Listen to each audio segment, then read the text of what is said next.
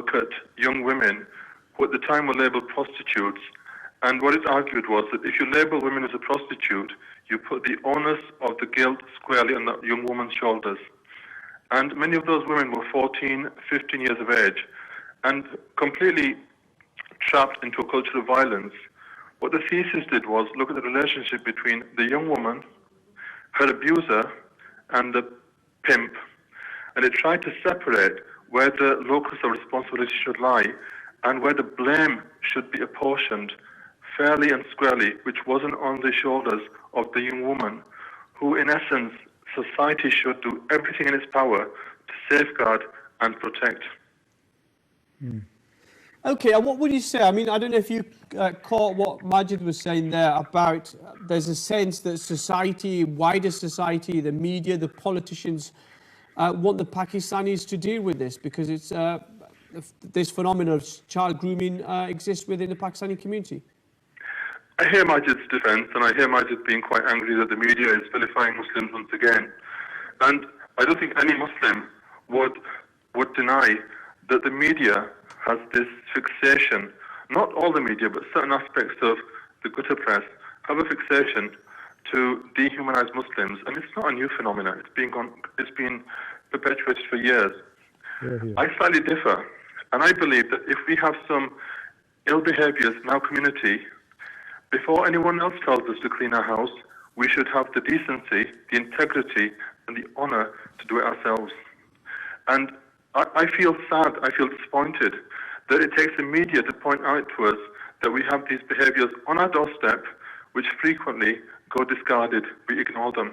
And it's not just grooming, there are a whole plethora of issues which plague Muslim communities, which are now pacified and ignored and almost made to feel okay. Okay. Stay on the line. Let's. I mean, Majid, you want to respond there to what Ali's saying? Yeah. I mean, some of the. It's right that we put our house in order before the people tell us to do it. I mean, in general, as Muslims, so let's take it back to the discussion because media tends to focus this discussion on Melanie Phillips. You know, she said this is about religion and culture. Quite openly, you had the Times columnist David Aronovich. He said, let's be honest, there's a clear link with Islam. So let's discuss that then. We as a Muslim community believe in da'wah. We do it continuous, 24/7. It's an Islamic obligation upon us to discuss Islam and to make Muslims practice their faith as much as possible.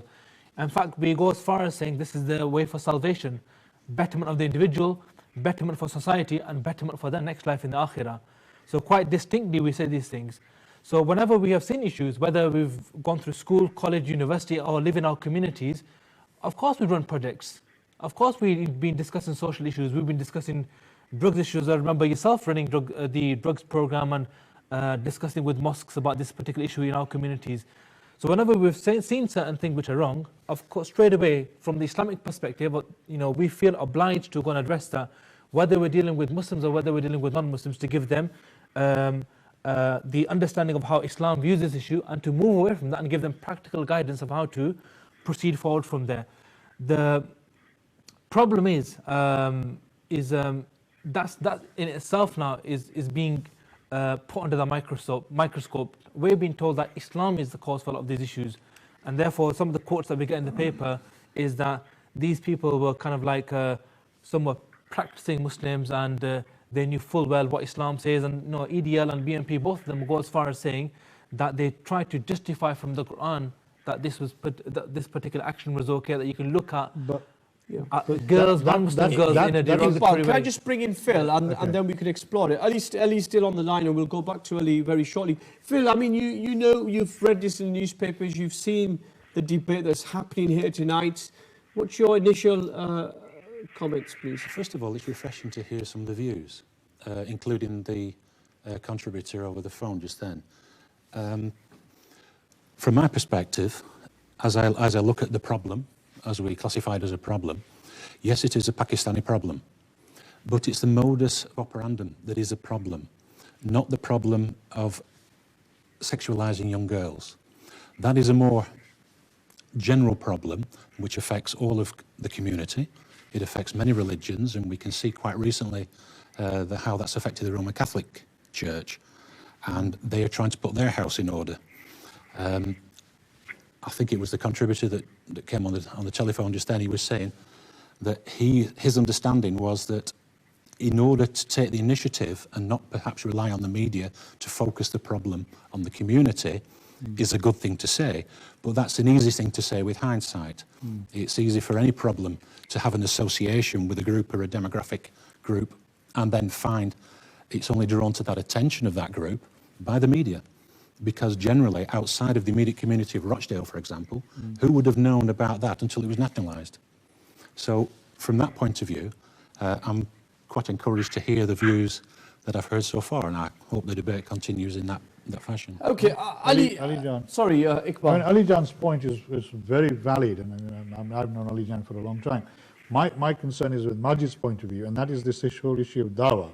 If we take that line, then these people are even worse in terms of criminals. They should be giving those girls dawahs, not abusing them.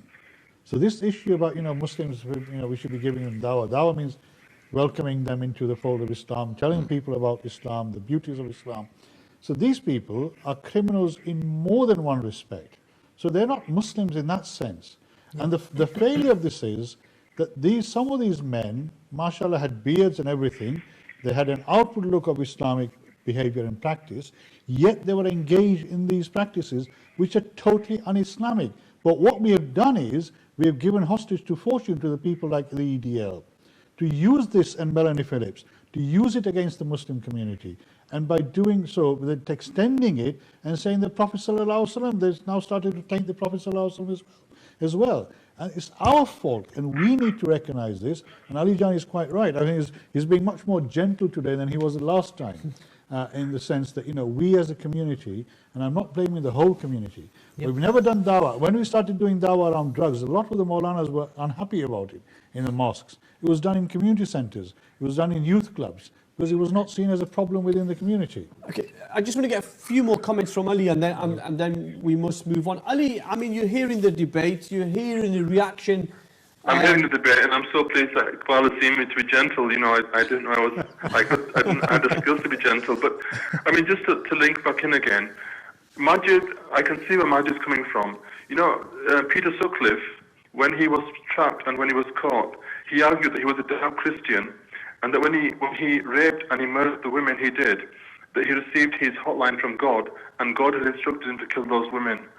He committed a heinous crime, and he claimed to be a Christian. However, the Christian community in no way was pathologized as a totality. Exactly. So let's put that into perspective. At the same time, though, when Majid says that Muslims are doing dawah 24/7, Majid must live in a very special community, because the Muslim communities that I know and that I interface with, their dawah is in short supply. And certainly, in terms of being able to propagate the true teachings of Islam, I think it's a very slim commitment that we have as a whole. There is so much, I would call, ill behavior that seems to be festering at the moment, and we're not taking responsibility for it. This crime can only be dealt with if the masajid, if the madaris, if the Muslims, if Majid, if me, Iqbal, if all of us start to say, well, actually, this can no longer be something which we allow to denigrate the integrity of Islam. Okay, let me just, Ali, sorry to interrupt. Can I just finish? Can I make another point as well? Yeah, please. Because I think when Phil says it's a Pakistani problem, I've worked in this area, and I've seen, I've worked with young women who have been abused, I've worked with young boys who have been abused, and I can make one thing very clear: this is not exclusively a Pakistani problem. And let me also just punctuate that by saying that when we see in prisons more Pakistanis compared to indigenous white people, don't forget that the prison system and the probation system is littered with institutional racism, which can culminate with more Pakistanis ending up for the same crime in prison. And look at Black as an example than others. Yeah. Okay, let me ask you, because obviously we try to, at the end of the show, look at solutions and how we move forward. What needs to happen now? From my perspective, there's a saying by our Prophet, peace be upon him, a very beautiful saying, that if you go into a shop that sells perfume, even if you don't buy the perfume, you can come away with a smell. And at the moment, I think parents are feeling powerless tarbiyah, what I would call decent behavior, good behavior that helps differentiate between right and wrong, that has to be the responsibility of parents. And for some obscure reason, parents are neglecting their commitment and their responsibility towards their children. And it's basically the ambience that we live in at the moment. And, we can't just blame the internet, because this abuse, it predates the internet.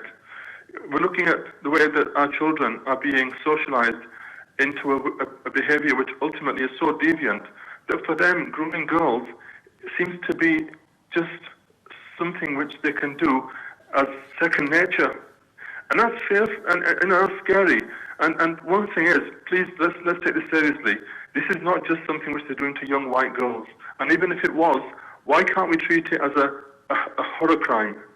Because every single woman who walks the streets of wherever she walks should have the privilege to be unharmed and free from abuse. In terms of what we can do, I'm very clear what we can do. And it has to start with the home, parents. I think our masjids at the pulpit, maybe they need to spend less time on the history of Islam and, constantly regurgitating the same material day in, day out, every Friday, and do what the Prophet, peace be upon him, did, which was a sermon that impacted on local people, on local issues, and which gave clear advice on how to live in an honourable way as decent human beings and respecting.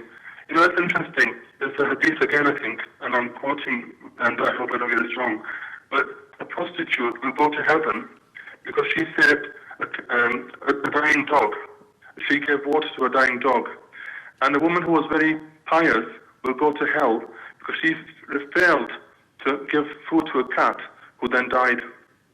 And the reason I'm saying that to you all is that Islam has been blamed, it has been pathologized, it has been dehumanized, and that's I don't listen to EDL, and I don't listen to The Sun, and I don't listen to papers that have just one propensity, and that's to dehumanize Muslims. Okay, Ali, I always think it's a pleasure to talk to you, and I hope next time we can get you in the studio. Inshallah. And Jazakallah khair for all of you listening, all your listeners. I hope they're well, and I hope, inshallah, this debate continues.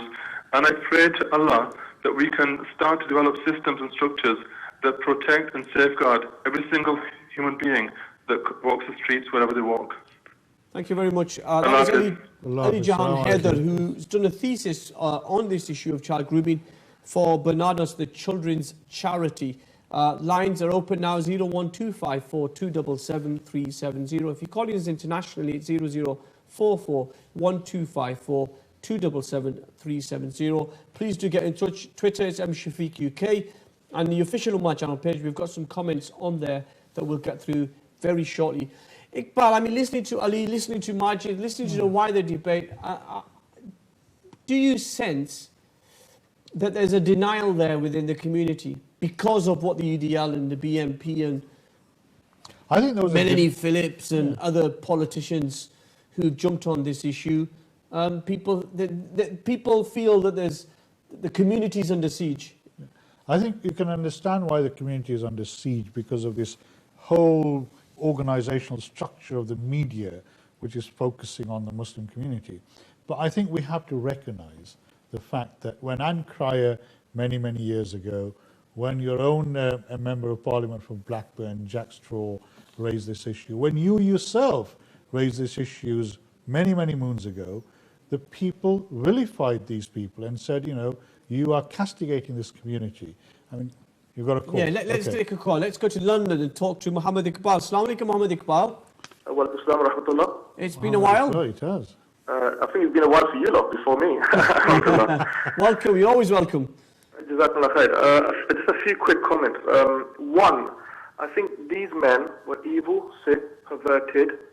I don't equate them or conflate them with Pakistanis or Muslims.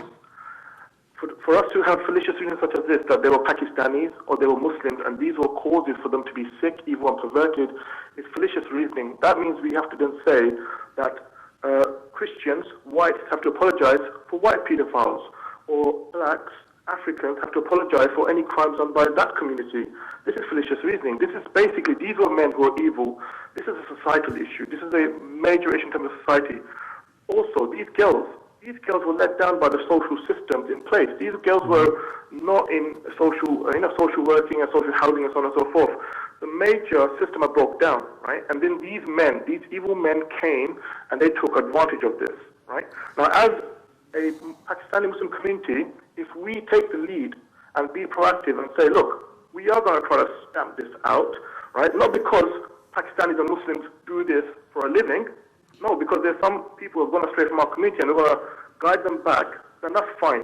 But if we feel in terms of a guilt issue that we are guilty and we are victimized and that we need to resolve our house because of guilt and victimization, then I think that's false. At the end of the day, this religion can be applied to most communities maliciously. Do you think that it's our Islamic duty to address this issue?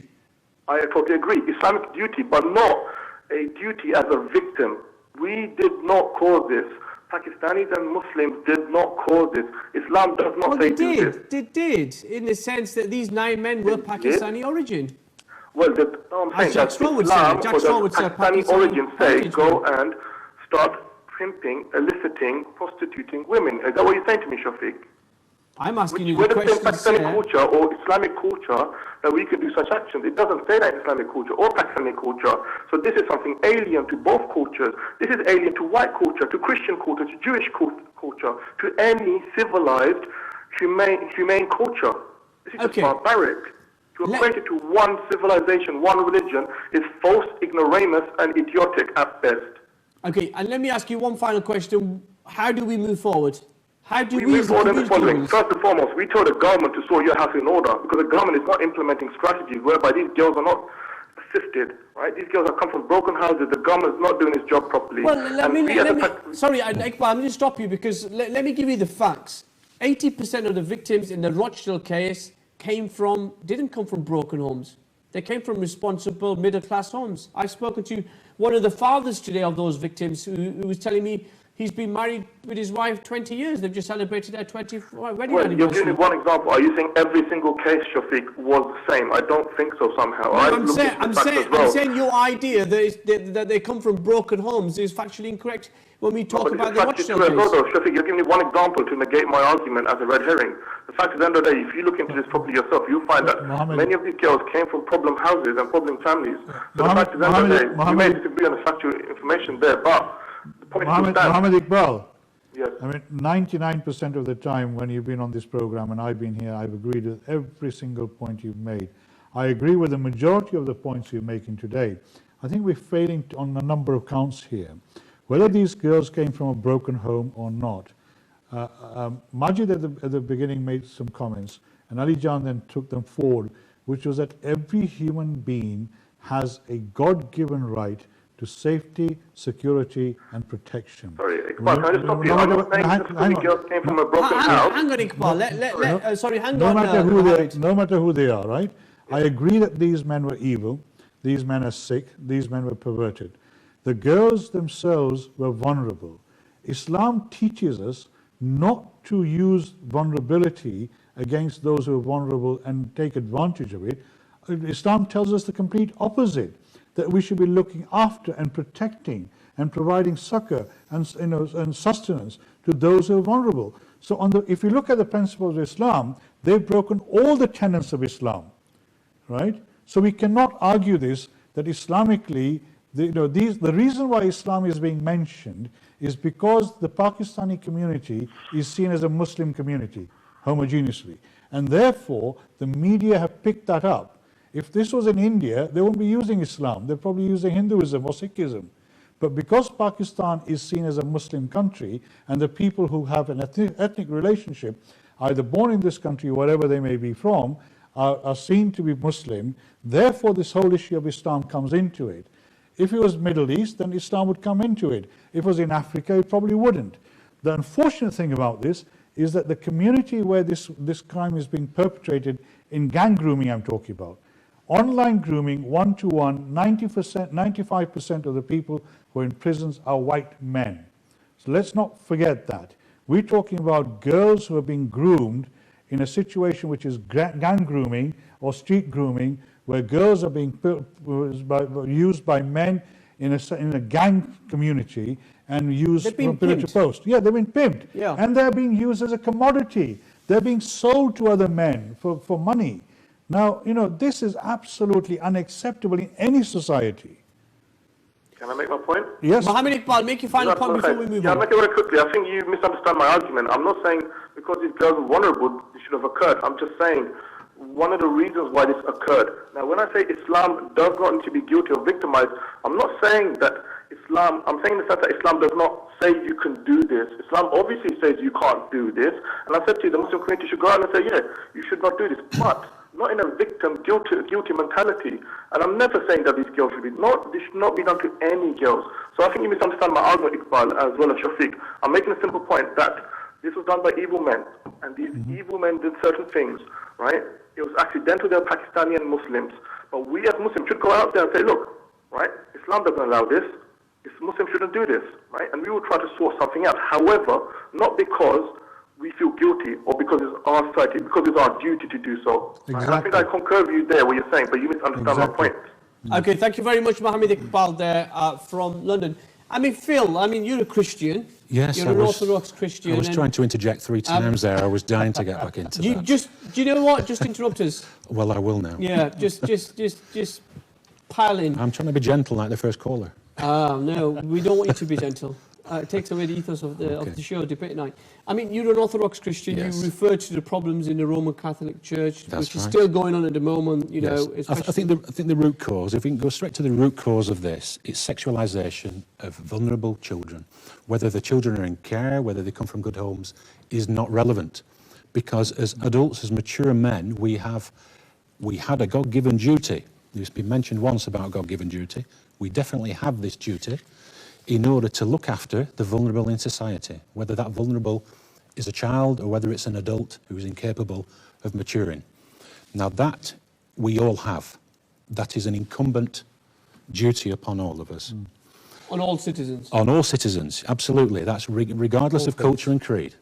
So that's not just a Christian perspective. I believe it's an Islamic perspective as well, and most of the other main religions also acknowledge this feature of how we are supposed to operate once we become mature adults. The problem that Mohammed Iqbal was referring to then, I think, is the problem of association. Is that because the Pakistani community is a small community within a larger community, anything that is associated with that community basically tars the community. Now, automatically it's Pakistani men, then it's all Pakistanis, then it's to do with Islam, it's every Muslim. So it's a creeping effect where it goes from the core problem, which is the sexualization of children, with a group of people who have a particular modus of operandum, i.e. they groom on the streets. They do it in Corporation Park here. They do it in Queen's Park across town. This is a known fact within Blackburn area. This is a culture within a community. Now, the same problem is manifest in a white community, and it's done with online grooming. Okay. It's done. Let's just pause there, Phil. Let me just take one call. Let's go to Doncaster and speak to Patrick. Good evening, Patrick. Good evening, Mohammed. Good evening, gentlemen. Good evening. Good evening. What would you like to say, Patrick? Obviously, the points that have been made generally about the issue of child grooming being a sick and evil crime is one that doesn't need to be made again, as that's a fairly obvious thing to say, and quite right too. However, I think in order to tackle this on the long-term view would be to ask, how did we come to a place in society where young men of whatever description, be it Muslim or non-Muslim, Catholic or not Catholic, Jewish or not Jewish, can feel it acceptable to either groom online young girls or boys, or groom on the street young girls or young boys?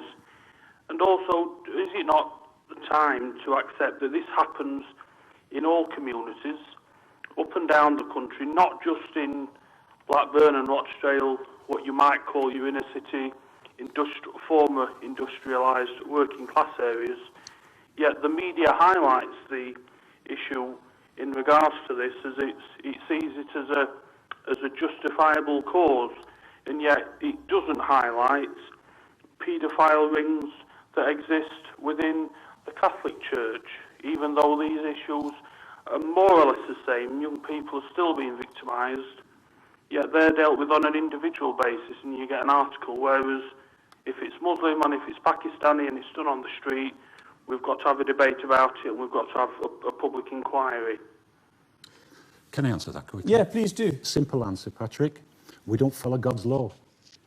We have an issue in this country where we have man-made government, we have secular laws, which are constantly being dissipated and diluted year after year after year. God's laws are very clear about what we should do about these things. These were handed down to Moses. They came through centuries of evolution, if you like, into the early 19th century, when this country first became great and known as a great country. At that point in time, I beg your pardon, I'm not looking at the right camera. Speak to Patrick, yeah. Speak to Patrick, beg your pardon. And the issue that we have is that God's law is not being followed. Now, if God's law was being followed, as it was in the early 19th century, because pre-Victorian England and Victorian England very clearly based all their laws on God's holy law. That has changed. So you're asking why are we in this position? Is because there is no consequence for these actions. If a man goes and kills another man, he goes to jail for life and he comes out in 7 years. Where is the consequence? Patrick. Yeah, just to add to that. Can I just bring Patrick in, and then I'll bring Majid and Iqbal in. Patrick, do you want to come back in there? I accept what I've forgotten his name now. I accept what the gentleman's saying, although in order to tackle that, whilst what he's saying is probably true, in order to tackle that, in order to get hands-on, to get stuck in order to reduce these issues, I think we've got to look at it as a two-pronged approach. Inner city, Rochdale and Blackburn areas where these issues are prevalent, it might be that there is an issue regarding these people being ghettoised. That's a word that I'm not sure if it exists. They're being ghettoised, they're being sexualised themselves as males, they're losing their virginity at a young age, they're having girlfriends at a young age, they're probably drinking alcohol. I know many Muslims that shouldn't drink alcohol that do, that have then somehow got involved in this rather seedy underworld, behind the scenes type world. And then of course you've got the other side of things where people are rich and they also have these issues in their communities, but it manifests itself in a different way. That's all about power, and it's all about demonising people in order to then commit an act. Whereas in inner city places, and unfortunately I've had some experience of this in my previous job, which I'm sure Mohammed will remember from the last programme that we did about this. Young males are being brought in and sucked into this really dangerous, seedy, underground sort of culture that manifests and allows itself to see young females as objects, and they're allowed to objectify them. Their peers allow that. Okay. They allow themselves to be drawn in. It's really quite dangerous to... Okay. Thank you very much, Patrick. Always a pleasure to talk to you. We've got loads of calls waiting, so we'll ask our callers to keep their comments and their questions very brief, and likewise our panellists as well, so we can get through as many calls as possible. Majid, you want to come in there? If I can kind of extend the discussion that's kind of taken place there. You know, we've got facts and figures here. NSPCC in February this year has said that there's over 280,000 teenage girls that are suffering from sexual abuse inside this country. Another report by End Violence Against Women, the coalition, said nearly half of young women in London was sexually harassed in public last year. Okay, so we're not talking about, just a small problem in a particular community and in the northwest, like, the way the picture has been painted out, this whole case. There's other issues, wider issues involved here. You're talking there about wider sexual abuse. You're talking about, rape and sexual abuse by partners. And what I'm talking about is the mindset which leads to this issue now. But in the issue that we're talking about today, in the phenomenon of child grooming, there's an over-representation of Pakistanis. There is. What we need to look at is the mindset which ends up So creating these type of playing the groomers. same game that the media are playing, of trying to turn away the attention away No, from the attention's community? not being turned away. That's what I said right at the beginning. We're not denying that this has happened. And if I did, then, I need to be, A bit more clear on that. Okay, let's go to Nottingham and talk to Arif. Good evening, Arif. Assalamu alaikum. Wa alaikum salam, brother. What would you like to say? I would say that thank you for bringing such a touchy topic, and it's very informative. What I would like to say that, we see many similar crimes by the host community. I would call them host community. And we don't blame Christianity for that. We've seen people, you and I, we both live in Britain. We know, we see prostitute, young girls on the corners at night. We know the pimps. We don't call them Christians, and we don't blame the Christianity for it. I think it's time that we don't blame any religion for the acts of few. These people, what they did, you and I know, probably host community won't understand the type of life they're going to lead among their own family in future. Doesn't matter how many prison years they get. It's what they're going to suffer through their life within their own community. This is a very, very bad act from any community, and especially in Islam. And I would recommend that, we talk about EDL and these people. We never call them Christians. We never blame Christianity for what they say. I talk to EDL people on the internet many times. They got nothing else but to blame. They're looking for excuses. If you're a Muslim, whether you're a druggie or gambler or pimp, they blame Islam for it. Okay, thank you very much, Arif. We've got loads and loads of calls waiting, so we'll get through them as many as possible. Just respond to that. I think he's repeating something that was said earlier. It's the association. And I go back to one of my earlier points where it's about a minority community. Naturally, if you're a member of a community and somebody in that community commits whatever crime, it's an association. It's association. And it's almost like guilt by association. And that, unfortunately, is the way society tends to respond, not just the UK society. And I think part of the part of the problem is that it seems very clearly that the people who have been caught out committing this heinous crime, the majority of them, the level of Islamic knowledge leaves a lot to be desired. So is one of the solutions a more intensive work within the Muslim community to bring the level of knowledge of Islamic way of life into the people's lives so they'd stop doing this thing. But I would say we need to do that. Hang on. This on is a where general level with all people. This is where I have a slight difficulty with what Phil said, and that is this notion that pre the 19th century, when this country was run under God's law, everything was hunky-dory. I mean, we know from history. We know from history. I think you're extrapolating my points now. From history, that there was a lot of debauchery and fornication going on. There was a lot of evil acts happening. People were using their positions of power. Even under God's law, there is nothing new under the sun. By nature, human beings have an evil tendency in some cases, and this is showing to us. I think we have to say to our viewers, let us be absolutely clear. We are talking about a particular aspect of child abuse, which Muhammad Shafiq has repeated over and over again. We're talking about gang grooming here. We're talking about street grooming, where it has been clearly evidenced that the majority of perpetrators are of Pakistani origin. So the question is this an issue that we as a community need to be looking at? Not blame the whole community about it. The problem with this is... Can I just pause? I promise I'll come back to you, because I do know that you want to... I get your point in there. But let's go to London and talk to Shazia. Assalamu alaikum, Shazia. Wa alaikum salam wa rahmatullah. I would like to make a point that we are, as a Muslim, we have to follow our religion, Islam, and we need to implement Sharia law, whether these people like it or they don't.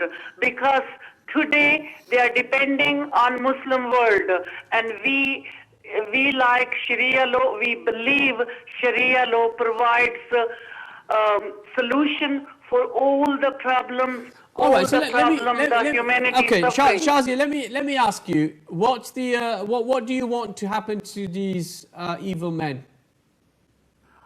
To be hanged.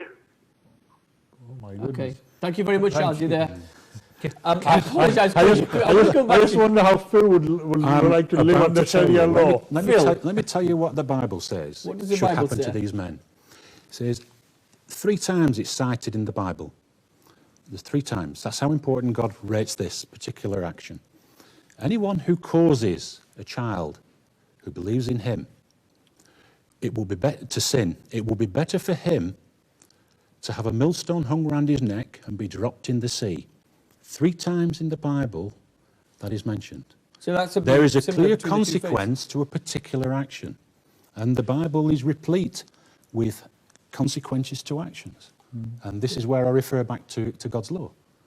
Yeah. Yeah, I just want to come back onto the point about the issue about street grooming, and we're just making it as a niche for the Pakistani community. But according to the NSPCC, only 20% of these cases are ever reported by young people.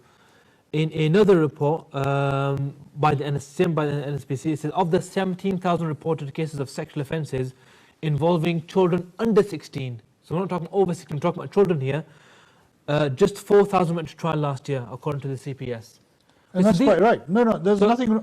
The figures. There's nothing wrong with the figures. Okay, and then I work on racist incidents. Which came up. I work on racist incidents, right?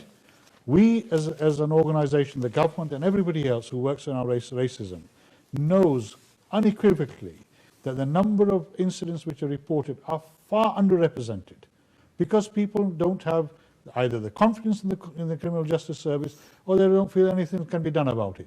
So it's very clear in the evidence that has been presented, and if you look at the CEOP report, right, Child Exploitation Agency, they make it very clear. I mean, Peter Davis, before he released the report last year that Mohammed Shafiq was involved in, it's an absolute fact that a lot of people do not report some of these crimes for a number of reasons. Right. And therefore, I wouldn't read anything into that. How that affects the discussion and the debate then. As a Muslim, you have to either accept what Mohammed Shafiq said earlier. Is this an issue that we as a Muslim community need to address? Is this an issue within the Pakistani community that we need to take forward? If we keep denying that there is a problem... It's not denial. If we keep denying it, then it's not can anywhere. I just be graphic for a second? Okay, we'll go to Sajjad in Bolton very shortly, but I just want to be a bit graphic, and I apologise if people at home like this, but one of the victims who give evidence at this trial in Rochdale, and we've had, let's remember for our viewers, we've had a case in Rochdale where 9 men were found guilty, but we then had another case of 3 men from Rochdale who were also found guilty of a similar crime, and there's also another 12 arrested in another child grooming sex ring from Rochdale. As somebody from Rochdale, that really worries me. But let me just tell you what, one of the victims had sex with 20 men in one night when she was drunk. The girl was 15 and could barely recount events, but her friends recalled men queuing up outside her bedroom. Another had drunk so much alcohol she was raped by 2 men when she was vomiting over the side of the bed. She then cried herself to sleep. I mean, that's what we're up against. Let's go to Bolton and talk to Sajjad. Good evening, Sajjad.